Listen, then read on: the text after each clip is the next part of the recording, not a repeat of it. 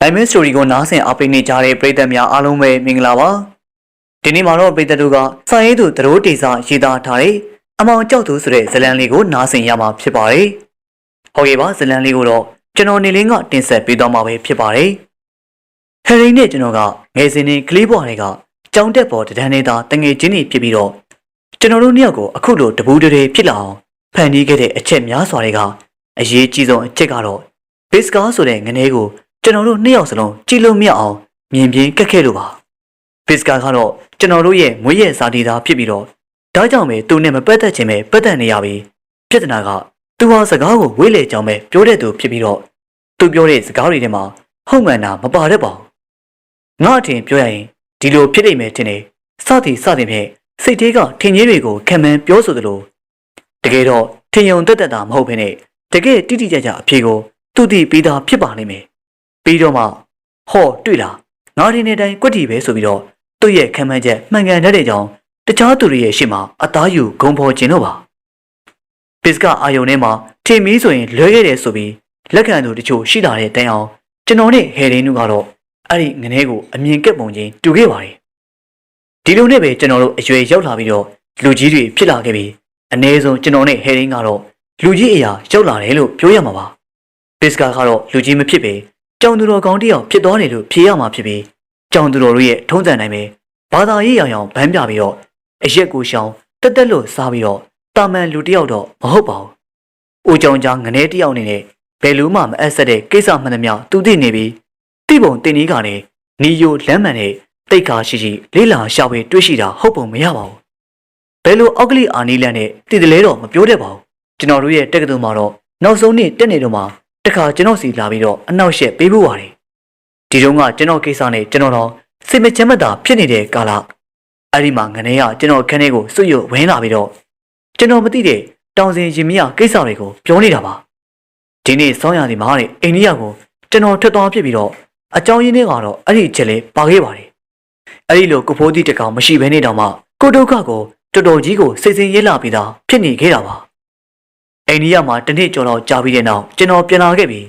ရောင်ရင်ကြီးဟယ်ရင်းနဲ့ပြန်တွေ့ရတော့အလွန်ပြိုစရာကောင်းလိမ့်မယ်လို့အတွင်းနဲ့ပြန်လာခဲ့တာပါဘစ်ကာရဲ့အကြောင်းကိုတော့ရှောင်လို့တော့အုံနောက်တယ်မထည့်ပဲထည့်မိပြီဆိုရင်လေသူ့ကိုတေးပါစေလို့သာဆူတောင်းမိတဲ့အချိန်မင်းလောက်ပဲရှိမှာပါ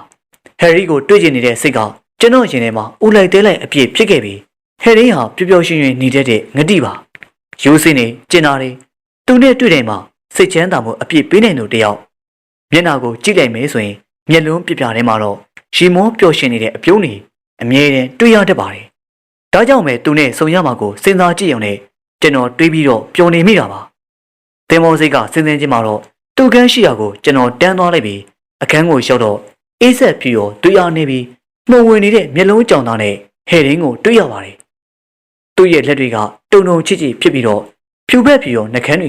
ကကျွန်တော်ကိုပြုံးပြနေတယ်ဆိုပေမဲ့ပျော်ရွှင်မှုလုံးဝမရှိပါဘူးနှုတ်ဆက်စကားဆိုပေမဲ့လည်းဝမ်းသာလှိုက်လဲတဲ့အတန်ကတစိုးတစည်းများမပါခဲ့ပါဘူးသူ့ပပတ်လေကပရိဘောဂတွေကလည်းဖယိုဖယဲနဲ့တင်းစီလက်စအဝဲစားအတုံးဆောင်တွေကလည်းတိုးလို့တန်လန့်နဲ့တစ်တာကြီးနှလုံးသုံးလုံးကိုကျိုးနဲ့ကြည်ထားပြီးစာအုပ်တစ်တာတွေကစာအုပ်တွေနဲ့ပြည့်နေပြီးတော့အဖုံဖုံတန်ရိုက်ဖို့သာလိုတော့ပါတယ်ငါအိမ်မြောင်းတော့မလို့ကွာဒီခက်မှမနေနိုင်တော့ဒီမှာမကောင်းစဝါစိနေသလိုခြောက်ချားစရာကြီးကွာငါမနဲ့ပြန်ဆိုရင်လစ်တော့မယ်စောင်းဦးပေါညနေစီးစာကြောင့်အခန်းတောင်းနေမှာမှောင်ရိပ်ကျနေပြီးတော့အခန်းထဲမှာရှိတဲ့တစ်တာတွေဟာပိုလိုပက်လက်တွေဂျားထဲမှာတော့ကျိုးချထားတဲ့တစ်တာတစ်လုံးတွေ့ရပြီစကားမရှိစကားရှာပြောဖို့အကြောင်းအရာတကူခေါင်းလေးရောက်လာပါတယ်ဒါနဲ့ရောငါပိုးလိုက်တဲ့တောင်မွေးအင်ကြီးရောရရဲ့လားတောင်မွေးအင်ကြီးဟုတ်လားအော်အေးဟုတ်တယ်အရန်ကျေးဇူးတင်နေကွာမေ့တော့မေ့နေပြီသူဟာယဉ်ကျေးမှုရာရှိပြပြီးတော့တကယ်ဆိုရင်တောင်မွေးအင်ကြီးနဲ့ပတ်သက်ရင်တော့ရှိစရာဘာအကြောင်းမှလည်းမပါပါဘူးတော်တော်ဈေးကြီးပြေးဝယ်ခဲ့ရတဲ့အမျိုးအစားဖြစ်ပြီးတော့ကျွန်တော်စစ်စင်းရက်နေတဲ့ဂျာကတမင်ကြိုးစားပြီးလက်ဆောင်ပေးပို့ခဲ့တာပါအပြင်ထွက်ပြီးတော့ညစာလေးပါလေးစားရအောင်ပါငါအရင်လှုပ်ရှုပ်နေတယ်ကွာဒီလိုလုပ်ပါလားမင်းဆိုင်မှာသွားပြီးတော့ဝယ်လိုက်မင်းသွားနေတော့ငါဒီမှာရှင်းလင်းထားလိုက်မယ်အဲ့ဒါနဲ့ကျွန်တော်သွားဝယ်ပြီးပြန်လာတော့မိဖို့နာမှာတူနေရရှင်းလာပြီးစပွဲကိုလည်းမိဖို့နာကိုရွှေ့ထားပါတယ်ဖျောင်းနိုင်မိနေပဲကျွန်တော်တို့ညစာစားပြီးတော့စားရင်တောက်ရင်နဲ့ပျော်ပျော်ရွှင်ရွှင်ဖြစ်လာစေဖို့ရေစရာမောစရာတွေပြောပြီးစူးစမ်းကြည့်ပေမဲ့မရပါဘူး သူကိုယ်တိုင်ကပျော်ပျော်ရွှင်ရွှင်ဖြစ်စေခြင်းနဲ့ဆန္ဒရှိပေမဲ့လမိုင်းမကပ်ပဲငုံငုံငေါငေါဖြစ်နေပါတယ်ကျွန်တော်ကြိုးစားသမျှလည်းအရာမထင်ပဲစားတော့ပြီးသွားတဲ့အခါမှာတော့ကဲစိုးစမ်းပါဦးဘာလို့ဆိုရမှာလဲကွာဘာဖြစ်နေလို့လဲအေးအဲ့ဒီဘာဖြစ်နေတာလဲဆိုတာကိုမင်းကိုပြောပြရမှာသူငြိမ်ကြသွားပြီးတော့မှောင်ရိပ်ကျနေတဲ့အခန်းတောင်းနေစီကိုမရေတရေကြည့်လိုက်ပြီးကျွန်တော်ကမင်းကိုကြည့်ရလေဘုံဘုံလေးတော့မယ်ပုံမဲကွာဘာဖြစ်တာလဲကွာအရက်လားဖေးလားလောင်းကစားလားမိမကိစ္စလားငါ့ကိုမပြောချင်နဲ့နေကွာမင်းအနေနဲ့ဆရာဝန်တယောက်ကိုတော့ပြသနေမင်းကိုပဲဖြစ်ဖြစ်ဒါမှမဟုတ်တခြားတယောက်ကိုပဲဖြစ်ဖြစ်ပြောပြလို့ရတဲ့ကိစ္စမျိုးဆိုရင်ငါအချင်းတွေကဒီလောက်စိုးရမှာမဟုတ်ဘူးကွာနောက်ပြီးတယောက်ကိုသာပြောပြလို့ရကြီးဆိုရင်တခြားလူတော့ငါမပြောဘူးကွာမင်းကိုပဲပြောပြမှာတငယ်ချင်းအခုတော့မင်းကိုငါပြောတာတော်တော်များသွားပြီကွာသူ့စီကနောက်ထပ်ဘာမှသိခွင့်မရခဲ့ပါဘူးဒါပေမဲ့သူကအဲ့ဒီညမှာအတူတူနေဖို့ပြောပြီးတော့သူ့ရဲ့အိမ်ရမှာကျွန်တော်ကိုအိတ်ခိုင်းပြီးသူကတော့ဖြစ်တယ်လို့အိတ်မဲလို့သူပြောလာပါတယ်ဒါပေမဲ့ကျွန်တော်ကတော့ဝီတိုရီယာဟိုတယ်မှာအခန်းငှားထားပြီးသားဖြစ်ပြီးကျွန်တော်စီလာမယ့်စာတွေကိုလည်းမျှော်စရာရှိသေးပါတယ်ဒါကြောင့်သူ့ရဲ့ဖိတ်ကြားမှုကိုညှင်းလိုက်ပြီးတော့ညနေတဲ့အချိန်မှာပြန်လာခဲ့ပါတယ်သူကတော့ဖျောင်းနိုင်ကိန်းကမီးပြရင်းနဲ့လှေကောင်းတစ်တွေပေါ်မှာရှက်လျက်ကျန်ခဲ့ပါတယ်နောက်နေ့မနေ့ကျွန်တော်သူ့စီပြန်ရောက်သွားတော့သူမရှိတော့ပါဘူးပရိဝကပစ္စည်းတွေကိုတော့ဝန်စီတည်ယူရေးကုမ္ပဏီတစ်စိတ်ကတ်ထားပြီးကားပေါ်ကိုလူတချို့ကတည်တင်ပေးနေပါတယ်သူကဘယ်ကိုသွားမယ်လို့လိပ်စာကိုတော့မပေးခဲ့ပဲဂိတ်ပေါင်ဆောင်တဲ့ဟဲရင်းဟာကြီးမားလာတဲ့တစ်တာချင်းနှလုံးကိုရထားပြီးတော့တင်ဆောင်ကထွက်သွားခဲ့တဲ့အကြောင်းဝါတာလူကိုသွားတယ်လို့ထင်ရတဲ့အကြောင်းပြန်ပြီးပြောပြပါတယ်မတက်နိုင်ပါဘူးလူတယောက်ဟာသူ့ရဲ့ဒုက္ခကိုသူတယောက်တည်းအပိုင်ဖြစ်လက်ဝဲကြီးအုပ်ထားခြင်းနဲ့ဆိုနေဒီလိုလှုပ်ပိုင်ခွင့်ရှိတာပါကျွန်တော်အတွက်ကလည်းကိုဒုက္ခနဲ့ကိုအလုပ်တွေရှုံနေခြင်းဆိုတော့ဘာမှလည်းမဝေဖန်ခဲ့ပါဘူးနောက်ထပ်တစ်နှစ်လောက်ကျော်ကြာပြီးမှဟဲရင်းကိုကျွန်တော်ပြန်တွေ့ရပြီဒီတုန်းကအေဗာနီမှာကျွန်တော်ကအခန်းငှားပြီးတော့ဒီနေ့မနေ့မှာဟဲရင်းရောက်ချလာခဲ့ပါတယ်အရင်တစ်ခေါက်မြင်ရတော့ကရုပ်ပြည့်စင်ပြည့်နိုင်လာပြီလို့အောက်မိထားပြီးအခုတော့ပုံမဆိုးရလို့တရေတစီတကောင်နဲ့တူးနေပါတယ်သူ့ရဲ့မျက်နှာကပင်လယ်လိုင်းတန်ခံထားရတဲ့ခရုတ်ကုံလိုစုပ်ပြက်ပိန်ချောက်နေပြီးတော့လက်တွေကလည်းအယိုးပေါ်အရှိတင်တုံတုံရင်ရင်နေပါကျွန်တော်ကသူ့ကိုလှိုက်လဲပြုံငါစွာကြိုးစိုးလိုက်ပြီးတော့မနေ့စာအတူစားဖို့အတွက်ဇွတ်ပြောလိုက်ပါတယ်ဒီတစ်ခေါက်တော့သူ့ကိုဘာမှမေကမထုတ်ပဲနေတော့မဲလို့တန်နှိတ်တန်ချထားလိုက်မိတယ်အကျိုးကြောင့်ပြောဖို့ရောက်လာခြင်းဖြစ်ပေမဲ့ဒီလိုမဟုတ်ရင်တက်ပေတက်တာကံမတကားလို့သဘောထားလိုက်ရုံပဲရှိမှာပါကျွန်တော်ဟာအရက်ပြန်မိရင်ကိုညှိလိုက်ပြီးကော်ဖီတက်ရင်နဲ့စကားထုတ်ကြည့်ပြီးသူ့ရဲ့အကြောင်းသူ့ဘာသာသူစပြောနိုင်မှုအချိန်ပေးစောင့်နေလိုက်ပါတယ်ငါကောင်ကတက်တည်တော့မယ်ကွာလက်မတော်ပါနဲ့တငယ်ချင်းဟာအခုလောလောဆယ်မှာမဟုတ်ဘူးကွာမလွဲတာမရှောင်တာတဲ့တနေ့မှာပါငါစိတ်ထဲမှာဘလို့မှတိမခံနိုင်တဲ့တစ်ချိန်ချင်းချင်းပြီးတော့ငါဘာဖြစ်လို့တက်တည်ရတယ်ဆိုတာလေတယောက်ယောက်ကိုတော့တည်သွားစေခြင်းနဲ့ဥပမာမင်းမဲဖြစ်ဖြစ်မင်းဆိုရင်တော့ငါအနေနဲ့လုံးဝယုံကြည်စိတ်ချလို့ရတယ်ဟုတ်တယ်မလားမင်းအနေနဲ့ဝင်မလေးဘူးဆိုရင်ဂရိတစ်ခုတော့ပေးကွာငါအသက်ရှင်နေသည်များကာလပတ်လုံးငါအခုပြောမယ့်စကားတွေကိုတခြားဘသူကမှပြန်ပြီးမပြောပါဘူးလို့ငါတည်သွားပြီဆိုရင်တော့မင်းပြောချင်တဲ့လူကိုပြောနိုင်ပါလေကွာဘယ်နဲ့လဲပြောပြဖို့တော်တော်ခက်တဲ့ကိစ္စကွာဒီလိုကွာမင်းကျိုးပေကားဆိုတဲ့ခွေးသိဆန်ကောင်ကိုသိတယ်မလားအေးသိရလေငါအိန္ဒိယပြန်အောင်တည်းကဒီကောင်မတွေ့တော့တာတချို့တွေပြောတော့ဒီကောင်ကလူသားစားအရင်ဆိုင်နေတဲ့ဒေတာကိုတက်တက်လို့စားဖို့တရားဟောရအောင်ထွက်သွားတယ်လို့ပင်လယ်တွေကကျုံးနေစီကိုပဲတရားဟောထွက်သွားတယ်လို့ကဲပါဘာပဲဖြစ်ဖြစ်ဒီကောင်နဲ့တော့ဒီတက်တွေ့စရာအကြောင်းကမရှိဘူးလေကွာဟုတ်တယ်ဒီကောင်နဲ့ဒီတက်တွေ့စရာအကြောင်းမရှိတော့သာသနာပြုတ်ထွက်သွားလို့မဟုတ်ဘူးကွာဒီကောင်တက်မလုံးကိုရောက်သွားလို့ပဲဘာဒီကောင်သိပြီဟုတ်လားအေးဟုတ်တယ်ဘယ်သူမှတော့မသိကြသေးဘူးဒါပေမဲ့တကယ်သိသွားခဲ့တာဘာယောဂနဲ့သိရလဲကွာမင်းသိတဲ့အတိုင်းပဲလေကွာဒီကောင်ကထုံးစံနိုင်ပဲဟောလူကြာစကားဝင်ရှုပ်ဒီလူကြာစကားဝင်ရှုပ်နေပုံမှန်လင်းလင်းပြောရရင်တော့ငါနဲ့ငါကြီးစားကြမှာလာပြီးအနှောက်ယှက်ပြီးငါကောင်မလေးစီကိုတွားပြီးတော့မဟုတ်ကဟုတ်ကတွေရှောက်ပြီးပြောတာကိုကွာ तू ကလိန်လို့လားလိန်နေလို့တော့မခေါ်ဘူးပေါ့ကွာအချက်လက်တွေကအမှန်ပဲဒါပေမဲ့မင်းသိတဲ့အတိုင်းပဲအဲ့ဒီကောင်ကစကားပြောတဲ့ပုံကယုံတင်ကြောင်တင် ဟိုလိုဒီလိုနဲ့မဟုတ်တရုပ်ပြောတာဘူးကွာ။အဲ့ကောင်မလေးကငါ့ကိုလမ်းခွဲသွားတော့တာပဲ။မိတ်ဆွေတို့အဖြစ်မျိုးနေတော့အဆက်ဆက်မလုပ်တော့ဘူးကွာ။သူ့မျက်နှာလေးကိုတွေ့ခွင့်မရလိုက်တာ။နောက်ဆုံးသူတည်တဲ့အထိပဲဆိုပါတော့ကွာ။ကောင်မလေးရဲ့အတုပအခင်းနောက်ငါသွားတော့အဲ့ဒီမှာဟိုခွေးတိရစ္ဆာန်ကောင်ရောက်နေတယ်။လူတွေကလည်းတင်းကိုဝိုင်းပြီးတော့မေးကြမြန်းကြနေ။ဒါနဲ့ငါလည်းလှည့်ပြန်လာခဲ့တယ်။ကိုအခန်းကိုရောက်ပြီးတော့စိတ်ကူးနဲ့မျောနေတော့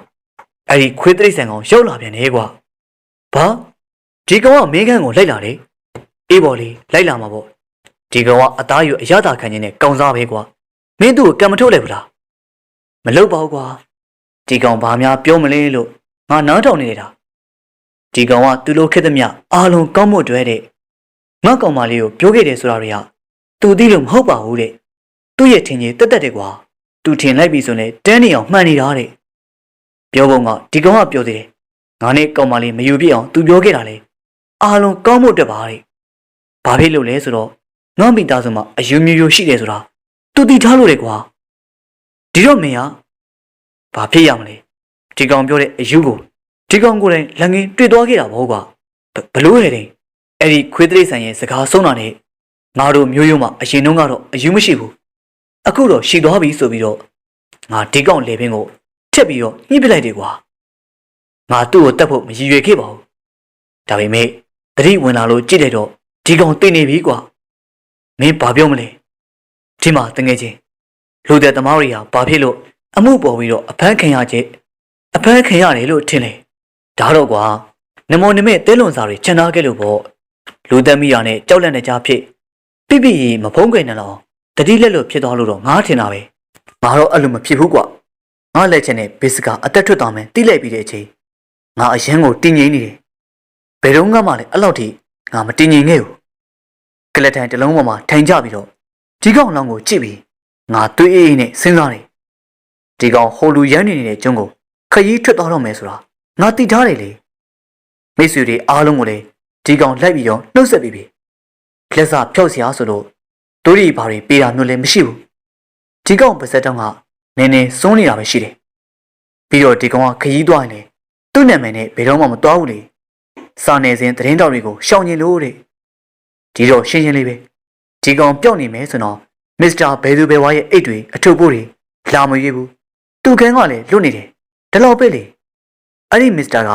ဘယ်သူဘယ်ဝါဆိုတာဂျော့ပစ်ကမှန်ဘယ်သူမှတွေးမိမှာမဟုတ်ဘူးကွာအစင်မတင်ဘူးလားကွာလက်စလက်နာဖြောက်စရာသွေးတို့လူသက်လက်နဲ့တို့ဘာမှလည်းမရှိဘူးတိကွာအလောင်းကိုဖြောက်လိုက်ရုံနဲ့ကိစ္စပြီးပြီဟုတ်တယ်မလားဒါနဲ့ငါကလည်းသူ့လောင်းကိုလက်စာဖြုတ်ပလိုက်တယ်မင်းကဘလို့ဖြုတ်လိုက်တာလဲ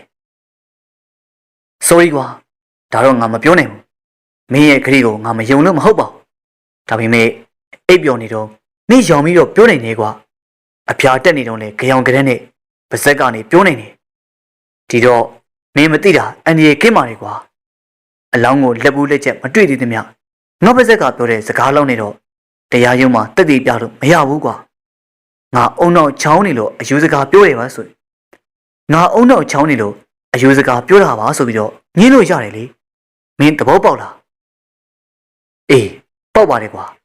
ဒါပဲမို့လားကဲအဲ့ဒီခွေးသိစံကောင်ကြောင့်မိထားလိုက်တော့မင်းနဲ့ငါခရီးလျှောက်ထည့်အောင်ဘယ်နဲ့လဲဘလို့မင်းငါ့ကိုနားလေတယ်ပေါ့မင်းငါ့ကိုမုံမသွားဘူးနော်ငါ့ကိုလူသက်သမားဆိုပြီးတော့ယူမသွားဘူးနော်ဒီလိုမှန်းသိရင်မင်းကငါစောစောလေးကပြောမိရင်အကောင်းသားကွာအရင်တစ်ခေါက်မင်းလာလေတော့ငါပစ္စည်းတွေတင်းတော့လေအခုတော့နောက်ကျသွားပြီကွာမင်းရလေကွာဘာနောက်ကျကြရှိလို့လဲကဲလားငါပစ္စည်းတွေတင်းမိမယ်ဒီညမယ်ငါတို့ထွက်အောင်ငါတို့နှစ်ယောက်ကိုဘယ်သူမှမသိတဲ့နေရာစီတွားကြမယ်ကွာဘယ်လိုလဲငါသွားကျင်တာလေအဲ့ဒီလိုနေရာမျိုးပဲကွာနေရောငါပြောပြီးအောင်စောက်မအောင်ကွာငါဘာဖြစ်နေလဲဆိုတာမင်းသိသွားတဲ့ခါရောက်ရင်တော့ငါနဲ့တူတူခရီးသွားဖို့စိတ်သက်တော့မှမဟုတ်ဘူးကွာ။အော်မင်းဘာဖြစ်လဲဆိုတော့အခုပဲပြောပြီးပြီလေကွာ။မဟုတ်ဘူးကွာ။ငါခုနပြောခဲ့တာဘစ်ကဘာဖြစ်သွားလဲဆိုတာပဲ။ငါရဲ့ဖြစ်ပုံကဒီလိုကွာ။ငါဒီကောင်မတက်ခင်လေပင်စညစ်တော့ဒီကောင်ပြောတဲ့စကားတခုရှိတယ်။မင်းကြက်ကြက်သတိထားပြီးတော့တဲ့။ငါခန္ဓာကိုမင်းဘယ်တော့မှဖြုတ်ဖြစ်ပြီးလို့ရမှာမဟုတ်ဘူးတဲ့။ဒါပေမဲ့အဲ့ဒီစကားကိုငါတနေ့လောက်ထိတော့အမှုမဲ့အမှတ်မဲ့ပဲ။တနေ့ကလေးထဲမှာထိုင်းနေရင် အဲ့ဒီအဖြစ်အပျက်ကိုပြန်သတိရတော့အခုဆိုရင်ငါလက်ချက်နဲ့ဒီကောင်ကိစ္စတုံးသွားတာတင်းနေတော့ရှိပြီလို့တွေးမိပြီးအိတ်ဆောင်ပြက်ကလေးလေးကိုထုတ်ကြည့်ပြင်းပေါက်နာမှာအချင်းကလည်းနည်းနည်းမှောင်ရီပြိုးနေပြီငါဘာသာတော့ပြိုးလိုက်သေးတယ်ကွာမင်းခန္ဓာကိုဖြော့ရတာဘာမှမခက်ပါဘူးငတုံးရလို့ပြီးလေပြီးရောမိဖို့ကြံငင်းပေါ်ငါကြည့်လိုက်တော့အဲ့ဒီနေရာမှာဒီကောင်ကွာလွန်ခဲ့တဲ့တစ်နှစ်လောက်ကတက်ခဲ့တဲ့ပစ္စကာရဲ့အလောင်းကောင်ကြီးရှိနေတယ်ငါရှင်းပြဖို့မကြိုးစားနဲ့ကွာငါစိတ်ဆိုးမိလိမ့်မယ်ပြင်းပေါက်တွေကလည်းပိတ်ရတာပဲကွာတကားတွေလည်းပိတ်ထားတယ်လွန်ခဲ့တဲ့10မိနစ်ကဒီကောင်မရှိဘူးအခုရှိနေတာအေးရပါပဲကွာကျွန်တော်ကလှုံ့ဆော်မှုအာယုံရွှေမမှုဆိုတဲ့ဟောဝါဒနဲ့ရှင်းပြဖို့ကြိုးစားပေမဲ့သူကလက်မခံပါဘူးငါလည်းအဲ့ဒီလိုပဲတွေးမိသေးတယ်ဒါပေမဲ့မဟုတ်ဘူးကွာအဲ့ဒီအလောင်းကောင်ကလက်နဲ့တို့ကြည့်ကန်ကြီးလိုက်တယ်တကယ်အစ်404တင်နေပြီဆိုတော့အသက်ရှိတုန်းကထက်ပိုပြီးတော့မာတောက်နေတယ်လက်တွေကလည်းတေးပြားအုပ်ထားတဲ့ကြောက်တုံးလိုပဲမိုးပြရောင်ဝစ်စုံဝစ်ထားတဲ့ကြောက်ရုံနေတော့တူးနေသေးတာအထီးတွေအာယုံမောင်းမှုဆိုတာရှိတာပဲလေကွာမင်းပြေသိပ်ပုံကငါတွေးတာနဲ့တက်တက်သေးပါကွာဒါပေမဲ့အာယုံမားတာတော့မဟုတ်ဘူးကွာငါကြိုးပြီးရက်နေတော့တယောက်ယောက်ကငါဖွက်ထားတဲ့ဒီကောင်လောင်ကိုရွှေ့ယူလာပြီးငါ့ကိုကြောက်လန့်မှုလှုပ်တာလားလို့တော့ငါတွေးလိုက်မိတယ်အဲ့ဒါနဲ့ငါကလည်းအလောင်းဖွက်ထားနေရပြန်သွားပြီးကြည့်လိုက်တော့အလောင်းကလွန်ခဲ့တဲ့တနေ့ကငါဓာဖြစ်ခဲ့တဲ့အတိုင်းခြေရလက်ရမပြတ်ရှိနေတော့မယ်အဲ့ဒါဆိုရင်တော့အခုဆိုရင်တော့ဘေစကအလောင်းနေကြီးပဲနှလုံးတော်ဖြစ်နေပြီကွာဟာဟေ့ရောမင်းကကာတွန်းဇလန်လို့ဘာလို့နဲ့ကွာအေးကွာငါလည်းအဲ့ဒီလိုပဲဖြစ်ပါစေလို့ဆုတောင်းမိတာအထူးသဖြင့်ညတရေတို့မှာအဲ့ဒီအကြောင်းကိုပြန်တွေးမိတဲ့အခါမျိုးတွေမှာပဲမောင်ကြီးမေရီမှာမတည်ပြရစင်နဲ့လို့ငါဆုတောင်းမိတယ်အဲ့ဒါကြောင့်ငါ့ကိုငါတက်တည်ဖို့လေစဉ်းစားမိတယ်ကိုတက်တည်မဲဆိုတော့အမောင်လေးမှာမတည်ဘူးလို့လေကျင်းနေသွားတာပေါ့ကွာဒါပဲလားကွာမဟုတ်သေးဘူးကွာဒါတွေမကသေးဘူးဒီကောင်ငါစီကိုတစ်ခေါက်ပြန်လာသေးတယ်ရှစ်ထားတဲ့တွေမှာဖြစ်ခဲ့တာကွာအဲ့ဒီတော့ငါအိပ်ပျော်နေတာငါနှုံးလာတော့မျက်နှာချင်းဆိုင်ရာထိုင်ကုန်မှာဒီကောင်တော့တုံလုံးကြီးလဲနေတာငါလုံးဝတိမခံနေတော့အဲ့ဟာနဲ့အလောင်းကြီးကိုဥမင်လှန်ကောင်းနဲ့ရထားဝင်မှာငါပြစ်ချပစ်လိုက်တယ်ငါသူ့ကိုသာနောက်တစ်ချိန်ထက်တွေ့ရရင်ငါလည်းသိမှာပဲမင်းကတော့ငါ့ကိုယူနေတယ်လို့ထင်ပါငါမယူပါဘူးကွာဒီကောင်ကအလောင်းကိုပြုတ်ပြက်ပြစ်လို့မရနိုင်ဘူးလို့ပြောခဲ့တယ်ဒီကောင်ရဲ့ကစားပွဲကိုငါခက်မြင်သိမိရမယ်ကွာငါမှဝက်ဘဲတစ်ချက်တော့ရှိပါသေးတယ်နောက်တကသူညင်ငါအဲ့ဟာကိုတုံးရတော့မှာငါအလေးနဲ့ပြောနေတာနော်ငါလုံးဝမယူပါဘူးတငယ်ချင်းဟာဒီမှာဟေ့ရငါမင်းကိုယူရဲလို့မထင်ပါဘူးကွာဒါပေမဲ့မင်းအာယုံညို့တွေအရန်ထိကန်နေတယ်ငါလည်းဒီလိုပါပဲကွာငါဘာလို့အိန္ဒိယကိုထက်သွားရတယ်ဆိုတာမင်းသိလားကဲဒါတွေကိုငါတို့မေ့ပြရအောင်မင်းကစော်ရိုးတကောင်ရဲ့တဝက်လောက်တော့မစိုးသေးပါဘူးလို့ငါအမြဲတမ်းပဲပြောခဲ့တာဟုတ်တယ်မလားအဲ့ဒီလိုနဲ့နိုင်ငံသားကိုကျွန်တော်တို့နှစ်ယောက်အတူတူခရီးထွက်ခဲ့ပြီးကျွန်တော်အနေနဲ့ဟေရင်းရဲ့ကျမ်းမာရေးပြန်ပြီးကောင်းလာလိမ့်မယ်လို့မျှော်လင့်လို့ထားပါတယ်တလ2လလောက်ကျွန်တော်တို့နှစ်ယောက်အနှောက်အယှက်ကင်းနဲ့ပျော်ပျော်ရွှင်ရွှင်နေထိုင်ကြပြီးတဲ့နောက်သူ့ရဲ့အခြေအနေဟာဟန်ကျသွားပြီလို့ကျွန်တော်အောင်မေ့လိုက်ပါတယ်ကျွန်တော်တို့နှစ်ယောက်စလုံးကလည်းဘစ်ကအကြောင်းကိုရောင်လို့တော့မပြောတော့ပါဘူးသူနဲ့ပတ်သက်ပြီးတော့ဟေနင်းရဲ့ရှင်နေမှလည်းမေးလိုက်ပုံရပါတယ်ဟယ်ရင်းရဲ့စိတ်ဘလို့ဖြစ်လဲဆိုတာကျွန်တော်နားလေပါတယ်ဟယ်ရင်းကကြေကွဲမှုဒေါသတွေကြောင့်ဖြစ်လာတဲ့စိတ်ဖိစီးမှုကိုသူမုန်းတီးတဲ့ပုဂ္ဂိုလ်ပေါ်ပုံချလိုက်တာပါဒါကြောင့်သူ့ရဲ့စိတ်ကသူ့ကိုပြန်ချောက်နိုင်ပြီးအိမ်မက်ဆိုးတွေကိုလည်းဖန်နီးခဲ့ပုံရပါတယ်ကျွန်တော်တို့ရဲ့နောက်ဆုံးခီးစဉ်ဖြစ်ကတော့ project ကိုရောက်ရှိလာပြီးအဲ့ဒီမှာပြပွဲတွေရှိပြီးတော့လူတွေကလည်းကြက်ပြန်မကြောက်စီကားနေတာပါဒါကြောင့်အခန်းကတော့တယောက်ခန်းသာရပြီးအိယာအတွက်ခေါင်းပန်းလှန်ကစုံဖြတ်လိုက်ပါတယ်ရှုံးနေသူကဂရင်မော်ထိုင်ပြီးတင်ညာလုံးအိယာမှာဖြစ်ပြီးခေါင်းနဲ့ဆောင်းကိုတော့မျှပြီးတော့သုံးရမှာပါညနေပိုင်းမှာတော့ရှန်နန်ကပေးစင်မှာကျွန်တော်တို့နှစ်ယောက်အချိန်ဖြုံးပြီးတစ်ချိန်လုံးဘီယာခန်းထဲမှာထိုင်ပြီးတော့တဲကုတ်ခန်းကိုပြင်ရောက်တဲ့အချိန်မှာညတော်အတော်လေးညနေပါပြီအရန်ကိုအိတ်ချင်နေပြီဆိုတော့စကားအနှဲငယ်ပြောပြီးတော့ဟဲရင်းကအိယာဝင်သွားခဲ့တယ်ကျွန်တော်ကလည်းစောင့်ကြုံပြီးတော့ကလထိုင်ပေါ်မှာလှေးချလိုက်တယ်တတောင်တက်တာတော့မရှိလာပါဘူးမင်းတို့ကအားလုံးပုံဝင်ထားပြီးတော့တငယ်ချင်းငါ့ကိုထင်းထင်းတင်းတင်းစောင့်ရှောက်ပြီးမယ်လို့ဆိုလို့မေမေရှိတော့ပါတယ်ကွာအေးပါထားလိုက်ပါတော့ စိတ်တော်မရှိနဲ့တကယ်ချင်းဒီအကြောင်းငါတို့မနဲ့မှပြောရအောင်နော်ဒါပေမဲ့သူကမရက်ပါဘူးအဲ့ဒီအကြောင်းကိုထက်တည်းလေးပြောနေပြီကျွန်တော်ကမပြောဖို့တားမြစ်ပြီးတော့အိယာဝင်ခိုင်းမိမယ်မရပါဘူးသူအနေရခက်တဲ့အကြောင်းရင်ငက်ပြီးတော့ရှင်တွေပူးနေတဲ့အကြောင်းထက်ပြီးပြောရမှာလေအခန်းထဲမှာကလည်းရေပလေးမရှိဒါပေမဲ့သူကရေတကောင်းတွေကရေရနေဟင်းကြိုကြီးကြဲကြဲလိုပဲကွာကဲဒါဆိုရင်လည်းမင်းမသားမယ်ဖျောင်းနေထုံပြီးတော့ရေသွားယူကြည့်ကွာပြီးရင်တော့ဘုရားသခင်ရဲ့ကျေးဇူးတော်ကိုထောက်ပြီးတော့ငါ့ကိုအိတ်ခွင့်ပေးပါတော့ကွာဘုရားနိုင်ကိုမင်းထုံပါမောင်ကြီးမဲကြီးတဲ့မှာငါဂရင်မောမစင်းညင်ဘူးစင်းလိုက်ရင်ဟိုရင်းဟိုတန်နေမိမှာဆိုလို့ကွာဒါမှမဟုတ်ရင်လေဂရင်မောပြန်တက်ပြီဆိုရင်ဟိုးစာကြီးဂရင်မောရောက်နေမှာဆိုလို့ဒီလိုက်ပါတော့ကွာမင်းမတော်ကြီးကိုတန်နေမိမှာဆိုလို့လားဘာမှမရှိပါဘူးကွာကြောက်ချမ်းမနေစမ်းပါနဲ့ဒါပေမဲ့လေပြောပြီးတော့ကျွန်တော်သာလင်ဘယောင်းနိုင်ထထုံးရပြီ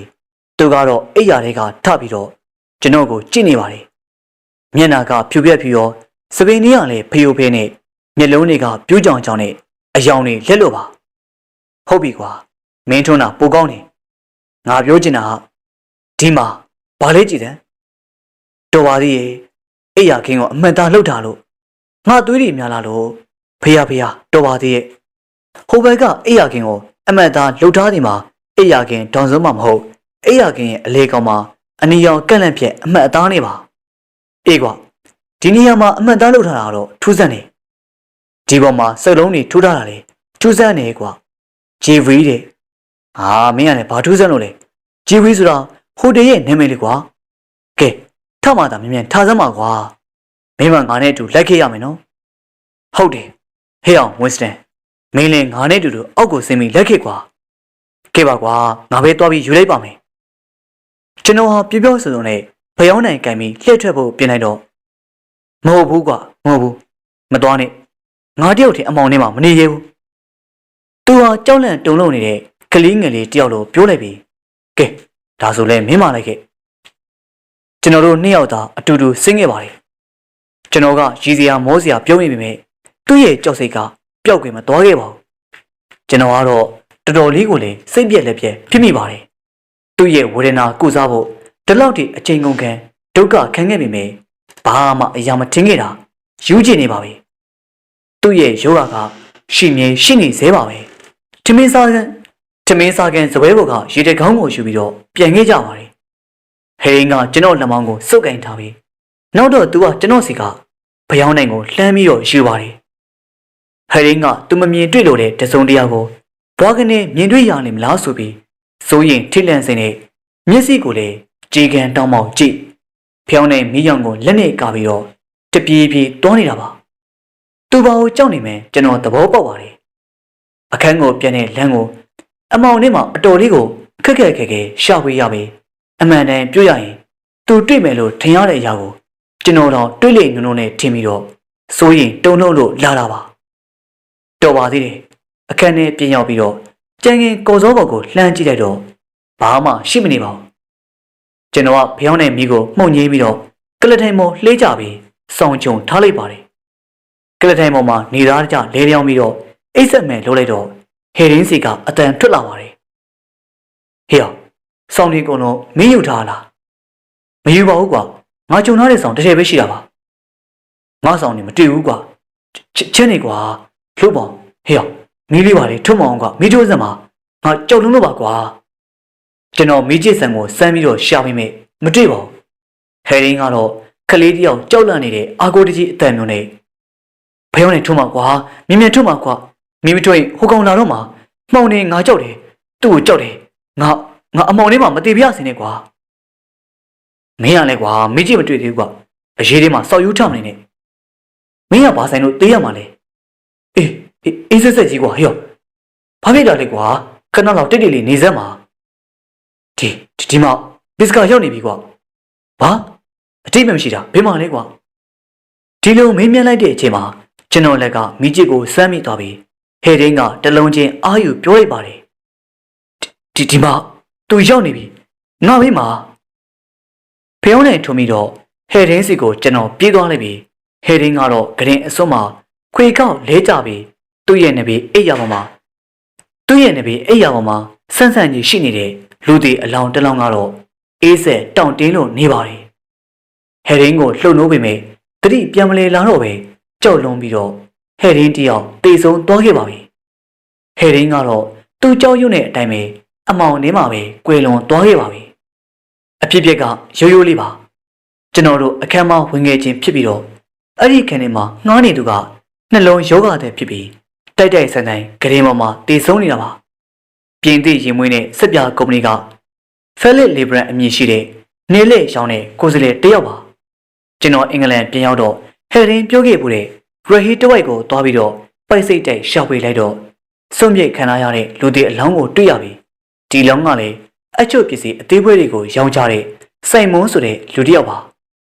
စီးပွားပြက်စိတ်တဲ့အကြတော်မီတီးခဲ့ပြီးတော့အလောင်းရဲ့လက်ထဲမှာပလင်းကိုလည်းစုပ်ကန်ရတာတွေ့ရပါတယ်ဒီလိုအကြောင်းတွေကြောင့်ဟေရင်းရဲ့တည်တန်းစာရကျွန်တော်လက်ထဲရောက်လာတဲ့တစ်တာကိုဖွင့်ကြည့်ပြီးလိုရမရသဘောနဲ့ပလိအစ်စပက်တော်တယောက်ကိုလည်းခေါ်ထားလိုက်ပါတယ်တစ်တာတွေထဲကတလုံးကတော့တက်တူအနာကုထားပြီးအဲ့ဒီတစ်တာကဟေရင်းရဲ့မင်္ဂလာပွဲတွေတာဝင်းအင်ကြီးလက်ဖွဲ့ဖို့ကျွန်တော်အိန္ဒိယကပို့လိုက်တဲ့တစ်တာရဲ့ပါအဲ့ဒီတစ်တာကိုဂရေစောအတီပိတ်ထားပြီးတစ်တာထဲမှာတော့ယောက်ျားအလောင်းနှလောင်းရှိနေပါတယ်တယောက်ကတော့စက်ကူနဲ့စာရေးကိရိယာတွေကိုလက်ပွေလက်ရောင်းနဲ့ဝယ်ယူပြန်ယောဂာနဲ့ရှောင်းတခင်တည်ဆုံသွားတဲ့သူဖြစ်ကြောင်းစစ်ဆေးတွေ့ရှိရပြီးကြံတယောက်ကတော့ဘစ်ကာရဲ့အလောင်းရဲ့ပါဒီကိစ္စကိုတော့ကြိတ်တယ်လို့ကောက်ချက်ချအပြေထုတ်နိုင်ပြီတစီကြောက်တာလားအာယုံအမြင်မှားတာလားတွေးတောယုံကလွဲပြီးတော့ဘာမှပြောစရာမရှိတော့ပါဘူးပရိသတ်တွေနားဆင်ကြရတဲ့ဇလံလေးကတော့စာရေးသူသရိုးတေစာရေးသားထားတဲ့အမောင်ကြောက်သူဆိုတဲ့ဇလံလေးပဲဖြစ်ပါတယ်ဆက်လက်ပြီးတော့လေခုလိုမျိုးစိတ်ဝင်စားဖွယ်ရာဇလံတွေကိုဆက်လက်တင်ဆက်ပေးဖို့ရှိတာကြောင့်စောင့်မျှော်နားဆင်အားပေးကြပါအောင်ဗျာပရိသတ်များအားလုံးပဲစိတ်ချမ်းသာခြင်းကိုယ်ရည်ကျန်းမာခြင်းနဲ့ပြည့်စုံပြီးစီးပွားလက်လာပါများတိုးတက်ကြည်ပွားကြပါစေဗျာ